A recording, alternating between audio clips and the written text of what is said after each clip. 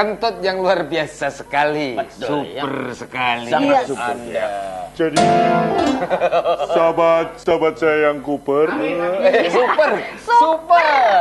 Cooper kan musik Cito. sahabat-sahabat saya yang super, Amin. tak batang saya semangat. Oke, kita akan tanya lagi tentang plastik Joyoboyo bersama Mas Gilang. Come on. Cekedot bro, cekedot. Oke, Mas Gilang, tadi sudah disampaikan sejak Desember Monggo. 2014 bahwasanya Joyoboyo sudah tidak mengeluarkan yang namanya plastik hitam. Walaupun Plastik hitam. ada, berarti itu bukan Palsu. dari Joyoboyo. Mungkin yang lama.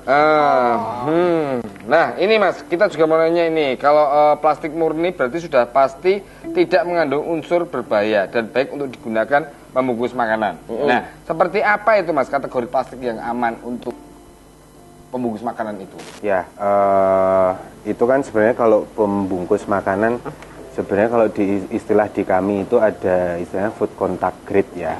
Food Contact grade. Grade. Food makanan kontak kunci grade. Grade itu level. Grade itu sepeda motor, bukan ya?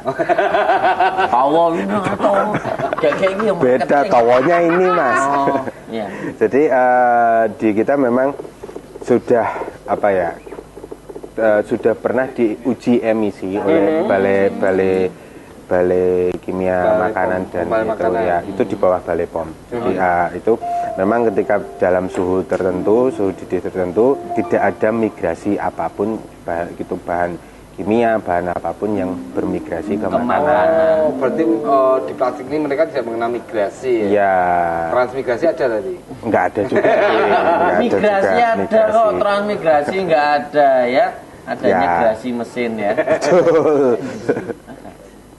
Tuh, jadi kalau di produk di pasaran di masyarakat luas atau di pasar pada umumnya memang susah ya untuk membedakan apakah itu plastik benar-benar food contact grade, mengandung food contact grade atau tidak memang susah. Tapi sebenarnya secara awam, orang awam bisa melihat itu ketika warna plastik ini baik itu PP, HD maupun PE itu kita lihat dia warnanya sudah agak menguning, menguning ke arah kecoklatan. Itu berarti bahaya. Itu bahaya karena itu recycle, menggunakan bahan recycle.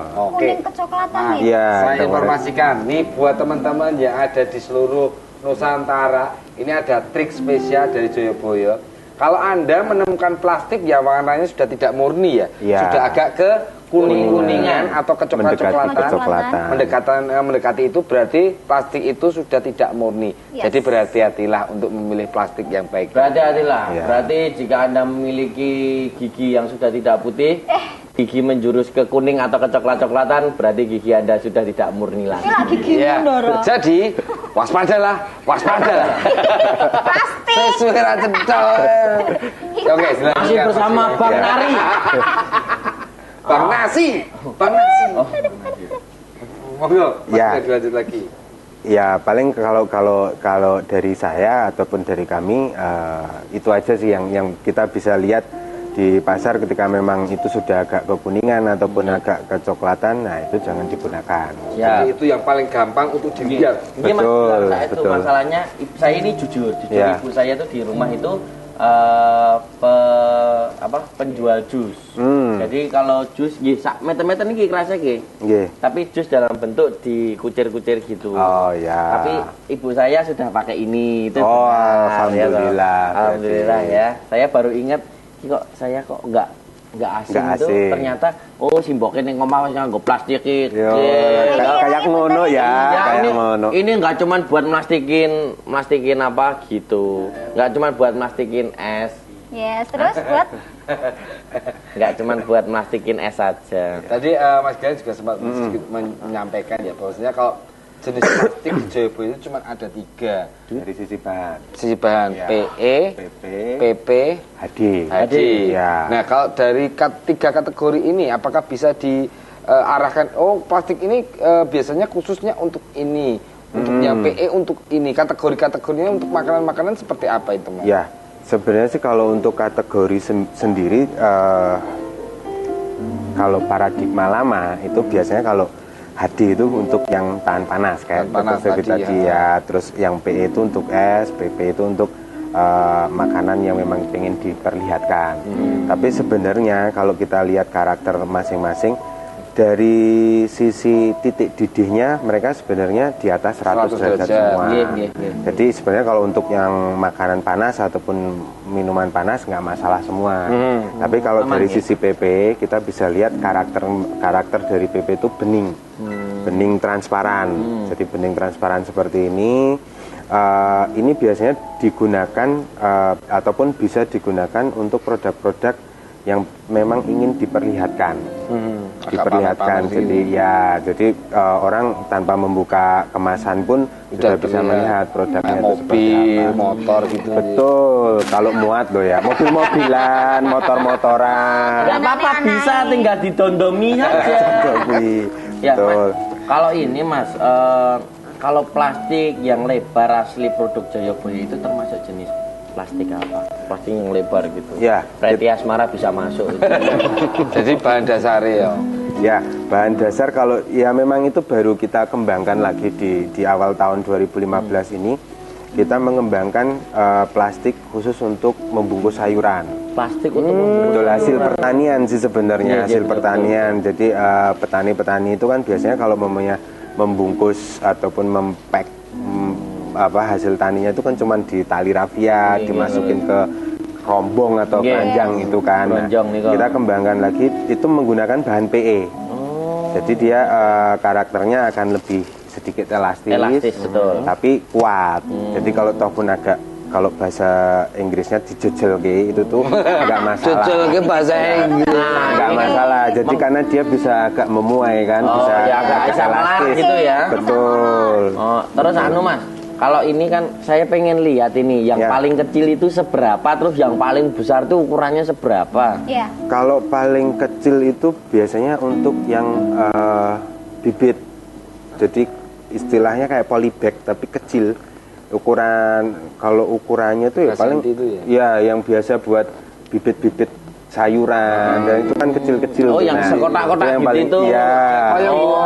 Kayak snack kacangnya gitu tuh ya. Ya, tapi kalau snack kacang kan biasanya dia rollan terus dipotong terus dilas sendiri kan.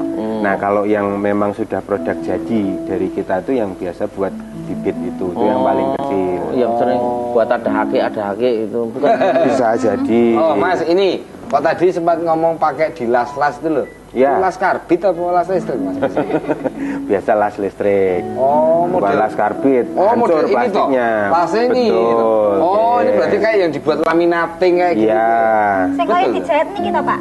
Oh, ini namanya las-lasan. Nah, ini secara kualitas las-lasan nih, Mas. Wah, ini saya jujur aja kalau belanja itu sering tuku apa bakso apa di plastik kayak gini jebrot nih dalan. Tekan ngomah di bakso nih. Iki. Kalau Jayabaya ini gimana nih, Mas? Sistem lasnya gimana atau las-lasan ini? Betul, memang banyak kejadian di masyarakat seperti itu. Soalnya yang paling dikeluhkan tuh ini, kalau udah ini yang namanya ininya nggak kuat, wes N. Pabrik bakal entek. Wes langsung lo gue N lah. Gitu ya, Mas. Saya sudah belum dong, kita kan belum kenal lebih dekat. Habis ini berarti, Mas.